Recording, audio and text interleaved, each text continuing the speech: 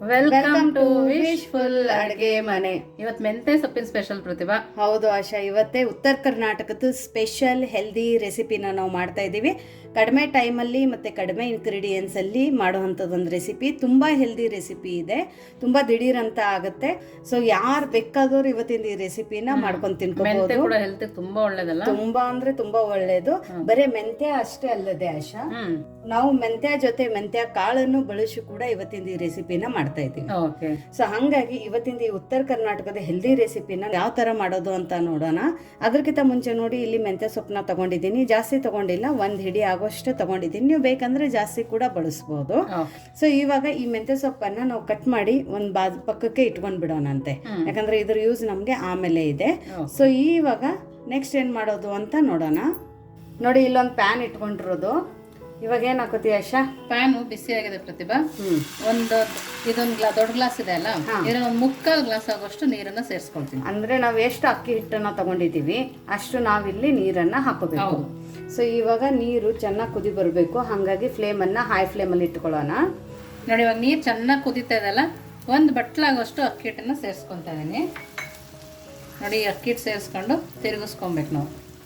ಫ್ಲೇಮನ್ನ ಇವಾಗ ಲೋ ಫ್ಲೇಮಲ್ಲಿ ಇಟ್ಕೊಳ್ಳೋಣ.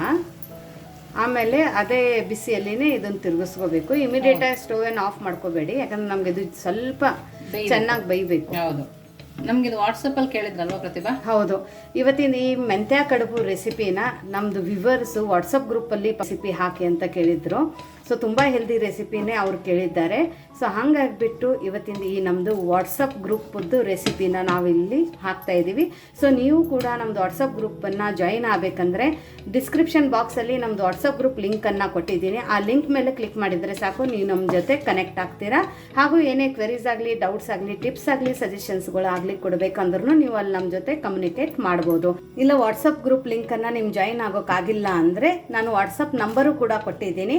ಓನ್ಲಿ ಮೆಸೇಜಸ್ಗಳನ್ನ ನೀವು ಅಲ್ಲಿ ಮಾಡ್ಬೋದು. ಹಾಗಾಗಿ ಅಲ್ಲಿ ಕೂಡ ನೀವು ವಾಟ್ಸಪ್ ಮೆಸೇಜ್ ಹಾಕಿದರೆ ಅದಕ್ಕೂ ಕೂಡ ನಾವು ಬೇಗನೆ ರಿಪ್ಲೈ ಮಾಡ್ತೀವಿ. ಸೊ ನೋಡಿ, ಇವಾಗ ಫ್ಲೇಮನ್ನು ಆಫ್ ಮಾಡ್ಕೊಳ್ಳೋಣ. ಆಫ್ ಮಾಡಿಕೊಂಡು ಮೇಲ್ಗಡೆ ಮುಚ್ಚಬೇಕಲ್ಲ ಆಶಾ? ಹೌದು, ಇದಾಗಿದೆ ಪ್ರತಿಭಾ, ಮುಚ್ಚಿಬಿಡೋಣ.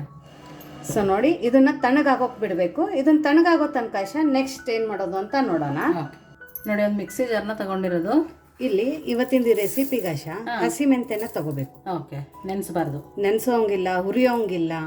ಸೊ ಹಂಗಾಗಿ ಹಸಿದೇ ಯೂಸ್ ಮಾಡ್ತಾ ಇದ್ದೀವಿ. ಹಂಗಾಗಿ ತುಂಬಾ ಹೆಲ್ದಿ. ಇಲ್ಲಿ ನಾನು ಒಂದು 3 ಸ್ಪೂನ್ ಅಷ್ಟು ಹಾಕೋತಾ ಇದ್ದೀನಿ. ನೀವು ಬೇಕಂದ್ರೆ ಇನ್ನೂ ಜಾಸ್ತಿ ಕೂಡ ಹಾಕೋಬಹುದು. ಇದಕ್ಕೇನೆ ಒಣ ಕೊಬ್ಬರಿನ ತುರಿದು ಬಿಟ್ಟು ಹಾಕೋತಾ ಇರೋದು. ಇದರಿಂದ ತುಂಬಾ ಒಳ್ಳೆ ಫ್ಲೇವರ್ ಬರುತ್ತೆ. ಮತ್ತೆ ಇವತ್ತಿಂದ ಈ ರೆಸಿಪಿ ಏನ್ ಮಾಡ್ತೀವಲ್ಲ ಶಾನು ಮೆಂತ್ಯ, ಅದು ಇವಾಗಿಂದ ಈ ಮಿಕ್ಸರ್ ಅಲ್ಲಿ ಹಾಕೋದು ಮೆಂತ್ಯ ರೆಸಿಪಿ. ಸೊ ಇದನ್ನ ನೀವು 15 ದಿವಸ ಇಟ್ಟರು ಕೆಡಲ್ಲ. ಇದಕ್ಕೇನೆ ಬೆಳ್ಳುಳ್ಳಿ ತಿನ್ನಲ್ಲ ಅನ್ನೋರು ಟೋಟಲಿ ಬೆಳ್ಳುಳ್ಳಿನ ಸ್ಕಿಪ್ ಮಾಡಿ, ಯಾಕಂದ್ರೆ ಈ ರೆಸಿಪಿಗೆ ನಾವು ಈರುಳ್ಳಿ ಬಳಸ್ತಾ ಇಲ್ಲ. ಹಾಗಾಗಿ ಬೆಳ್ಳುಳ್ಳಿ ಒಂದು ಸ್ಕಿಪ್ ಮಾಡಿದರೆ ಸಾಕು. ಇದು ವಿದೌಟ್ ಆನಿಯನ್ ಗಾರ್ಲಿಕ್ ರೆಸಿಪಿ ಆಗುತ್ತೆ. ಇವಾಗ ಇದಕ್ಕೇನೆ 1 ಸ್ಪೂನ್ ಅಷ್ಟು ಜೀರಿಗೆ ಹಾಕೋಣ. ನೀವು ಜೀರಿಗೆ ಜಾಸ್ತಿ ತಿನ್ನಂಗಿಲ್ಲ, ಜೀರಿಗೆ ಫ್ಲೇವರ್ ಇಷ್ಟ ಇಲ್ಲ ಅಂದ್ರೆ ಸ್ವಲ್ಪ ಹಾಕೊಳ್ಳಿ. ಬಟ್ ಜೀರಿಗೆದಿಂದ ತುಂಬಾ ಒಳ್ಳೆ ಫ್ಲೇವರ್ ಬರುತ್ತೆ, ರುಚಿ ತುಂಬಾ ಸಖತ್ತಾಗಿ ಕೊಡುತ್ತೆ. ರುಚಿಗೆ ಉಪ್ಪನ್ನ ಹಾಕೊಳ್ಳೋಣ. ಉಪ್ಪನ್ನ ನೋಡ್ಬಿಟ್ಟು ಹಾಕೊಳ್ಳಿ. ನೋಡಿ, ಸ್ವಲ್ಪ ಹುಣಸೆ ಹಣ್ಣನ್ನ ಹಾಕೋತಾ ಇದ್ದೀನಿ. ನೋಡಿ, ಒಂದು ಸ್ವಲ್ಪ ಬೆಲ್ಲ ಹಾಕೋತಾ ಇದ್ದೀನಿ.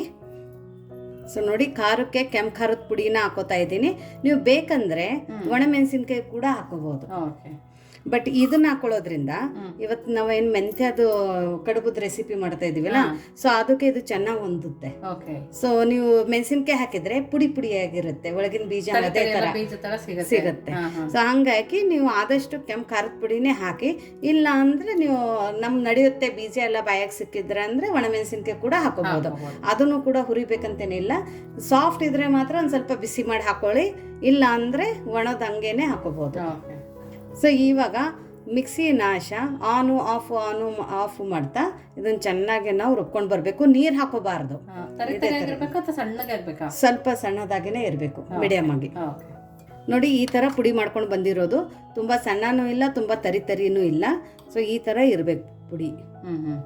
ಸೊ ನೋಡಿ, ಕೆಲವೊಬ್ರು ಏನು ಮಾಡ್ತಾರೆ, ಫಸ್ಟ್ ಮೆಂತೆ ಹಾಕೊಂಡು ಸಣ್ಣ ಮಾಡಿಬಿಟ್ಟು ಆಮೇಲೆ ಮಿಕ್ಕಿದ ಇಂಗ್ರೀಡಿಯೆಂಟ್ಸ್ನ ಹಾಕೊಂಡು ಈ ಥರ ಪುಡಿ ಮಾಡ್ತಾರೆ. ಸೊ ನಾವು ಆದಷ್ಟು ಎಲ್ಲ ಒಂದೇ ಸರ್ತಿ ಹಾಕಿ ಪುಡಿ ಮಾಡೋದ್ರಿಂದ ಆ ಮೆಂತೆ ತುಂಬ ಚೆನ್ನಾಗಿ ಬೇರೆ ಇಂಗ್ರೀಡಿಯೆಂಟ್ಸ್ ಜೊತೆ ಹೊಂದ್ಕೊಳ್ಳುತ್ತೆ, ಚೆನ್ನಾಗಾಗುತ್ತೆ. ಮತ್ತು ಮೆಂತೆ ತುಂಬ ಜಾಸ್ತಿ ಪುಡಿ ಆಗಲ್ಲ. ಸೊ ಹಾಗಾಗಿ ನೀವು ಡೈರೆಕ್ಟಾಗಿ ಕೂಡ ಒಂದೇ ಶಾರ್ಟಲ್ಲಿ ಈ ಥರ ಮಿಕ್ಸರನ್ನು ಮಾಡ್ಕೋಬೋದು. ಸೊ ನೋಡಿ ಇವಾಗ ಈ ಪುಡಿನ ಪಕ್ಕಕ್ಕೆ ಇಟ್ಕೊಂಡು ನೆಕ್ಸ್ಟ್ ಏನು ಮಾಡೋದು ಅಂತ ನೋಡೋಣ.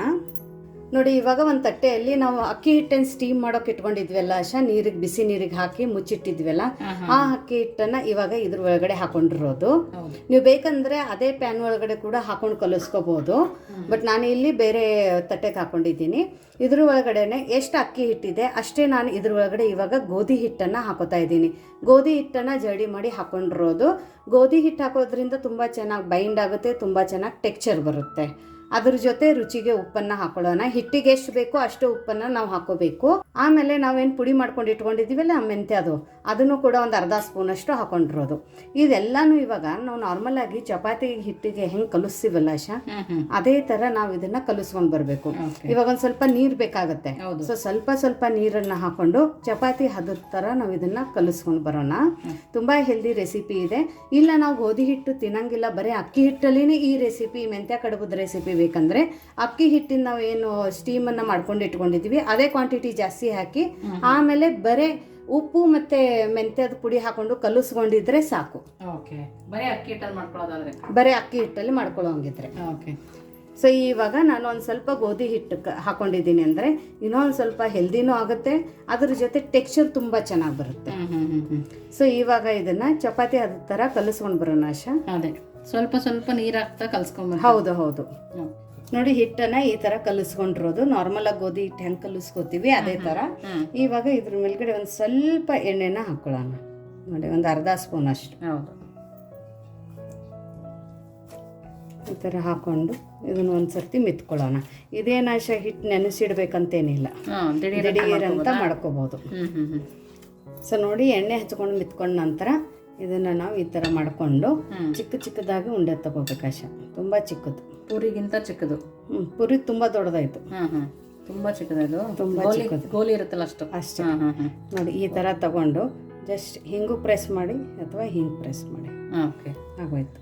ನೋಡಿ ಎಷ್ಟು ಚೆನ್ನಾಗಿ ಬಂತು ಪ್ರತಿಭಾ. ಅಷ್ಟೇನೆ. ನೀವು ಅದ್ರಕ್ಕಿಂತ ದೊಡ್ಡದು ಬೇಕಂದ್ರೂ ಮಾಡ್ಕೋಬಹುದು, ಬಟ್ ಇಟ್ ಸೈಜ್ ಸಾಕಾಗತ್ತೆ. ಬರೀ ಪ್ರೆಸ್ ಮಾಡಿದರೆ ಸಾಕು. ಇದೇನು ತುಂಬ ದಪ್ಪ ಇರಬಾರ್ದು, ಸ್ವಲ್ಪ ಸಣ್ಣನೇ ಇರಬೇಕು. ಈ ಥರ ನೋಡೋಕ್ಕೂ ಚೆನ್ನಾಗಿರುತ್ತೆ, ಮಾಡೋದು ಸುಲಭ, ಬೇಗ ಮಾಡ್ಬೋದು, ತಿನ್ನೋಕ್ಕೂ ಚೆನ್ನಾಗಿರುತ್ತೆ. ಸೊ ನೋಡಿ ಎಲ್ಲದನ್ನು ಇದೇ ಥರ ಮಾಡ್ಕೊಂಡು ಬರಬೇಕು. ನೋಡಿ ಇವಾಗ ಇಲ್ಲೊಂದು ಜಡಿ ತೊಗೊಂಡಿರೋದು, ಅದಕ್ಕಿಂತ ಮುಂಚೆ ಕೆಳಗಡೆ ಒಂದು ಪಾತ್ರೆ ಇಟ್ಕೊಂಡಿರೋದು. ನಾನು ಇಡ್ಲಿ ಪಾತ್ರೆನೇ ಇಟ್ಕೊಂಡಿದ್ದೀನಿ. ಅದಕ್ಕೇನೆ ಒಂದು 2 ಗ್ಲಾಸ್ ಆಗೋಷ್ಟು ನೀರನ್ನು ಹಾಕೊಳ್ಳೋಣ. ಅಂದರೆ ನಾವು ಇಡ್ಲಿ ಮಾಡೋಕೆ ಎಷ್ಟು ನೀರು ಹಾಕೋತೀವಲ್ಲ ಅಷ್ಟು. ನಿಮ್ಮ ಹತ್ರ ಈ ಥರ ಜಡಿ ಇಲ್ಲ ಅಂದರೆ ಇಡ್ಲಿದ್ದು ಪ್ಲೇಟು ಕೂಡ ಇಟ್ಕೋಬೋದು. ಸೊ ಇವಾಗ ಇದಕ್ಕೇನೆ ಈ ಜಡಿಗೆ ಒಂದು ಸ್ವಲ್ಪ ಎಣ್ಣೆನ ಒರೆಸ್ಕೊಳ್ಳೋಣ. ಯಾಕಂದರೆ ಅವು ಕಡುಬು ಏನು ನಾವು ಮಾಡಿದ್ವಲ್ಲ ಆಶಾ, ಅದು ಅಂಟಬಾರ್ದು. ಸೊ ಹಾಗಾಗಿ ನೀಟಾಗಿ ಇದಕ್ಕೆ ಎಣ್ಣೆನ ಒರೆಸ್ಕೊಳ್ಳೋಣ. ನೋಡಿ ಈ ಥರ ಒರೆಸ್ಕೊಂಡ ನಂತರ ಇದ್ರ ಮೇಲ್ಗಡೆ ಒಂದು ಲಿಡ್ಡನ್ನು ಇಟ್ಬಿಟ್ಟು ಮೀಡಿಯಂ ಫ್ಲೇಮಲ್ಲಿ ನೀರನ್ನು ನಾವು ಕುದಿ ಬರೋಕೆ ಬಿಡೋಣ. ಅಷ್ಟರಲ್ಲಿ ನಮ್ಮ ಕಡುಬು ಮಾಡಿ ರೆಡಿಯಾಗಿರುತ್ತೆ. ಸೊ ನೋಡಿ ಇವಾಗ ನೀರು ಹೆಸರು ಬಂದಿದೆ. ಫ್ಲೇಮನ್ನು ಲೋ ಫ್ಲೇಮಲ್ಲಿ ಮಾಡ್ಕೊಳ್ಳೋಣ. ಇವಾಗ ಇದ್ರ ತೆಳಗಡೆ ಮೆಂತ್ಯ ಸೊಪ್ಪನ್ನು ಹಾಕೊಳ್ಳೋಣ. ಇದನ್ನು ಟೋಟಲಿ ಆಪ್ಷನಲ್ ಇದೆ, ಬಟ್ ತುಂಬ ಹೆಲ್ದಿಯಾಗಿ ನಾವು ಉತ್ತರ ಕರ್ನಾಟಕ ಸೈಡಲ್ಲಿ ಇದೇ ಥರ ಮಾಡ್ತೀವಿ ಮೆಂತ್ಯ ಕಡುಬು. ಸೊ ಹಾಗಾಗಿ ಈ ಥರ ಮೆಂತ್ಯ ಸೊಪ್ಪನ್ನು ಸಣ್ಣದಾಗಿ ಕಟ್ ಮಾಡ್ಕೊಂಡಿರೋದು. ನೀವು ಇನ್ನೂ ತುಂಬ ಕಡಿಮೆ ಕ್ವಾಂಟಿಟಿ ಕೂಡ ಯೂಸ್ ಮಾಡ್ಕೋಬಹುದು. ಮೆಂತ್ಯ ಸೊಪ್ಪನ್ನ ಅದ್ರ ಬದಲು ಯಾವ ಸೊಪ್ಪು ಹಾಕೋಬಹುದು ಪ್ರತಿಭಾ? ಸಬ್ಬಸಿಗೆ ಸೊಪ್ಪು ಹಾಕೋಬಹುದು. ನೋಡಿ ಇವಾಗ ನಾವೇನು ಕಡುಬು ಮಾಡ್ಕೊಂಡಿದ್ವಲ್ಲ ಆ ಕಡುಬನ್ನ ಇದ್ರ ಮೇಲ್ಗಡೆ ಹಿಂಗೆ ಇಡ್ತಾ ಹೋಗ್ಬೇಕು. ಯಾಕಂದ್ರೆ ಮೆಂತ್ಯ ಸೊಪ್ಪು ಹಸಿದಿರುತ್ತಲ್ಲ ಆಶಾ, ಹಂಗಾಗಿ ನಾ ತೆಳಗಡೆ ಹಾಕೊಂಡಿದ್ದೀನಿ ಚೆನ್ನಾಗಿ ಸ್ಟೀಮ್ ಆಗ್ಲಿ ಅಂತ ಹೇಳಿ. ಎಲ್ಲದೂ ಇದೇ ಥರ ಇಟ್ಕೊಂಡು ಬರಬೇಕು. ನೋಡಿ ಎಲ್ಲದನ್ನು ಈ ಥರ ಇಟ್ಕೊಂಡು ಬಂದಿರೋದು ಮಾಡ್ಕೊಂಡಿರುವಂಥ ಎಲ್ಲ ಕಡುಬು. ಇವಾಗ ಏನು ಮಾಡ್ಬೇಕಂದ್ರೆ ಆಶಾ, ನಾವೇನು ಮೆಂತ್ಯ ಪುಡಿ ಮಾಡ್ಕೊಂಡಿದ್ವಲ್ಲ ಆ ಮೆಂತ್ಯ ಪುಡಿ ಇದ್ರ ಮೇಲ್ಗಡೆ ಉದುರಿಸ್ಬೇಕು. ತುಂಬ ಚೆನ್ನಾಗಿ ಟೇಸ್ಟ್ ಕೊಡುತ್ತೆ. ಅವಾಗ ಸ್ಮೆಲ್ಲು ಕೂಡ ಎಷ್ಟು ಚೆನ್ನಾಗಿ ಬರ್ತದೆ. ಹೌದು, ಘಮ ಘಮ ಅಂತ ಇದೆ. ಬಿಸಿ ಬಿಸಿ ಅನ್ನ ಕೂಡ ಈ ಥರ ನೀವು ಪುಡಿ ಹಾಕೊಂಡು ತುಪ್ಪ ಹಾಕೊಂಡು ತಿಂದರೆ ಸಖತ್ತಾಗಿರುತ್ತೆ. ಚಪಾತಿಗೆ ತಿನ್ಕೋಬೋದು, ರೊಟ್ಟಿಗೆ ತಿನ್ಕೋಬೋದು.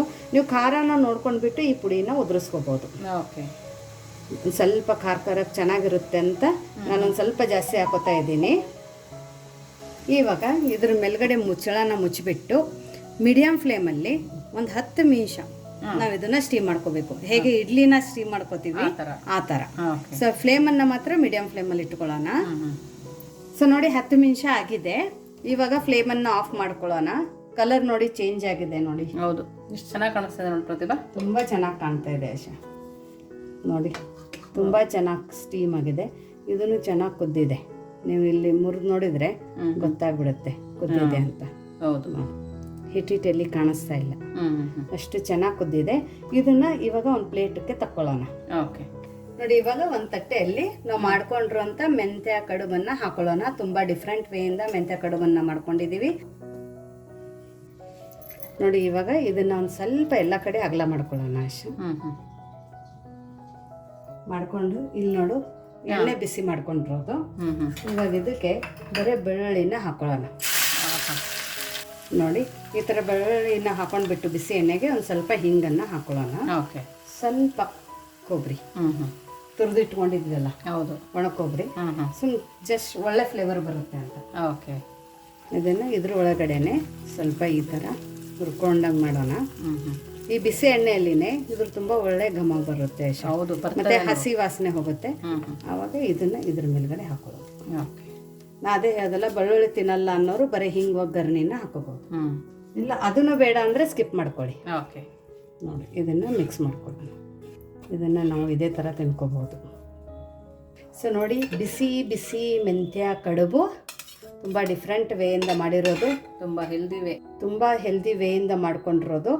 ಸೊ ಹೇಗೆ ಅನ್ನಿಸ್ತು ಇವತ್ತಿನ ಈ ಮೆಂತ್ಯ ಕಡುಬು ರೆಸಿಪಿ ಅಂತಲೂ ನೀವು ನಮಗೆ ತಿಳಿಸೋದನ್ನು ಮಾತ್ರ ಮರಿಬೇಡಿ. ಸೊ ನೋಡಿ, ಇಲ್ಲಿ ನೋಡೋಕೆ ಎಷ್ಟು ಚೆನ್ನಾಗಿ ಕಾಣ್ತಾ ಇದೆ, ತಿನ್ನೋಕ್ಕೂ ಕೂಡ ಅಷ್ಟೇ ಚೆನ್ನಾಗಿರುತ್ತೆ. ನಿಮಗೆ ಇದನ್ನ ಎಷ್ಟು ಚೆನ್ನಾಗಿ ಬೈದಿದೆ ಅಂತ ಇಲ್ಲಿ ತೋರಿಸ್ತೀನಿ ನೋಡಿ. ನೋಡಿ, ಕಟ್ ಮಾಡಿದಾಗ ಒಳಗಡೆ ನೋಡಿ. ಸೊ ಗೋಧಿ ಹಿಟ್ಟು ಹಾಕಿದ್ರೆ ಇಷ್ಟು ಚೆನ್ನಾಗಿ ಇಲ್ಲಿ ಲೇಯರ್ಸ್ ಕಾಣಿಸುತ್ತೆ. ಎಷ್ಟು ಚೆನ್ನಾಗಿ ಸ್ಟೀಮ್ ಆಗಿದೆ ನೋಡು. ಕೈಗೆ ಅಂಟ್ತಾ ಇದೆ ಅಂತ ಏನಿಲ್ಲ, ಹಿಟ್ಟಿಟ್ಟು ಅಂಟ್ತಾ ಇಲ್ಲ ಹಿಂಗೆ ಕೈಗೆ, ಅಷ್ಟು ಚೆನ್ನಾಗಾಗಿದೆ. ಹೌದು. ಸೊ ನೋಡಿ, ಈ ಮೆಂತ್ಯ ಕಡುಬು ಮೇಲೆ ನೀವು ಬೇಕಂದ್ರೆ ಇನ್ನೊಂದು ಸ್ವಲ್ಪ ಪುಡಿ ಕೂಡ ಉದ್ರಿಸ್ಕೋಬಹುದು. ಈ ತರ ಪುಡಿ ಉದ್ರಿಸಿ ಸ್ಟೀಮ್ ಮಾಡಿದಾಗ ಆಶಾ ಇದನ್ನು ಕೂಡ ಆ ಅವಿದ ಮೇಲೆ ತುಂಬಾ ಚೆನ್ನಾಗಿ ಸ್ಟೀಮ್ ಆಗುತ್ತೆ. ಸೊ ಇದಕ್ಕೊಂದು ಒಳ್ಳೆ ಫ್ಲೇವರ್ ಬರುತ್ತೆ, ಬೇಯೋದ್ರಿಂದ ತುಂಬಾ ಟೇಸ್ಟ್ ಇರುತ್ತೆ, ತುಂಬಾ ಚೆನ್ನಾಗಿರುತ್ತೆ. ಸೊ ಈ ತರ ಮೆಂತ್ಯ ಸೊಪ್ಪು ಮತ್ತೆ ಇದನ್ನ ಹಚ್ಕೊಂಡು ನಾವು ಈ ತರ ತಿನ್ಕೋಬಹುದು. ಮಕ್ಕಳಿಗೆ ಈ ತರ ಫೋರ್ಕ್ ಹಾಕಿ ಕೊಟ್ಬಿಟ್ರೆ, ಇಲ್ಲ ಕೆಚಪ್ ಬೇಕಂದ್ರೂ ತಿನ್ಕೋಬಹುದು. ಹೌದು ನೋಡಾಶಾ, ಚೆನ್ನಾಗಿದೆ ಪ್ರತಿಭಾ. ಚೆನ್ನಾಗೈತಾ? ಮೆಂತ್ಯ ಇದು ತುಂಬಾ ಚೆನ್ನಾಗಿ ಅನಿಸ್ತದೆ. ಮೆಂತ್ಯ ಫ್ಲೇವರು ಹಿಟ್ಟಿಟ್ಟು ಅನಿಸ್ತದ. ಓಕೆ, ತುಂಬ ಚೆನ್ನಾಗಿದೆ. ವಾಟ್ಸಪ್ ಗ್ರೂಪಲ್ಲಿ ನಮ್ಮದು ವ್ಯೂವರ್ಸ್ ಒಬ್ಬರು ಸಜೆಸ್ಟ್ ಮಾಡಿದ್ರು ಈ ರೆಸಿಪಿ ಮಾಡಿ ತೋರಿಸಿ ಅಂತ. ಸೊ ಇದು ಉತ್ತರ ಕರ್ನಾಟಕದ್ದು ಭಾರಿ ಫೇಮಸ್ ರೆಸಿಪಿ ಇದೆ. ಮೆಂತ್ಯ ಕಡುಬು ಮಾಡೋದು ಈ ಥರನೂ ಒಂದು ಡಿಫ್ರೆಂಟ್ ವೇಯಿಂದ ಮೆಂತ್ಯ ಕಡುಬನ್ನು ಮಾಡಿದ್ದೀವಿ. ಎಲ್ಲರೂ ಮೆಂತ್ಯ ಹಿಟ್ಟನ್ನು ಮಾಡಿಬಿಟ್ಟು ಹಿಟ್ಟಲ್ಲಿ ಹಾಕಿ ಮೆಂತ್ಯ ಕಡುಬು ಮಾಡಿದರೆ ನಮ್ದು ಇದು ಉತ್ತರ ಕರ್ನಾಟಕದ ಸ್ಪೆಷಾಲಿಟಿ. ನಾವು ಮೆಂತ್ಯ ಕಡುಬು ಈ ಥರ ಮಾಡ್ತೀವಿ. ಈ ಥರ ಮಾಡೋದ್ರಿಂದ ನಮಗೆ ಮೆಂತ್ಯದ ಏನು ಪುಡಿ ಇದೆಲ್ಲ ಅದನ್ನು ಜಾಸ್ತಿ ತಿಂದಂಗಾಗುತ್ತೆ. ಮತ್ತು ಆ ಫ್ಲೇವರು ಕೂಡ ಬಾಯಿಯಲ್ಲಿ ಅದೇ ಥರ ಉಳ್ಕೊಳ್ಳುತ್ತೆ ಅಂತ ಏನಿಲ್ಲ, ಸ್ಟೀಮ್ ಆಗಿರುತ್ತೆ. ಸೊ ನಿಮಗೆ ಇವತ್ತಿನ ಈ ಮೆಂತ್ಯ ರೆಸಿಪಿ ಹೇಗೆ ಅನ್ನಿಸ್ತು ಅಂತ ಕಮೆಂಟ್ ಮೂಲಕ ತಿಳಿಸೋದನ್ನು ಮರಿಬೇಡಿ. ಇನ್ನೂ ನೀವು ನಮ್ಮ ಚಾನೆಲ್ನ ಲೈಕ್ ಮಾಡಿಲ್ಲ ಅಂದರೆ ಲೈಕ್ ಮಾಡಿ, ಶೇರ್ ಮಾಡಿ, ಸಬ್ಸ್ಕ್ರೈಬ್ ಮಾಡಿ. ವಿಶ್ಫುಲ್ ಅಡುಗೆ ಮನೆಗೆ ಥ್ಯಾಂಕ್ ಯು.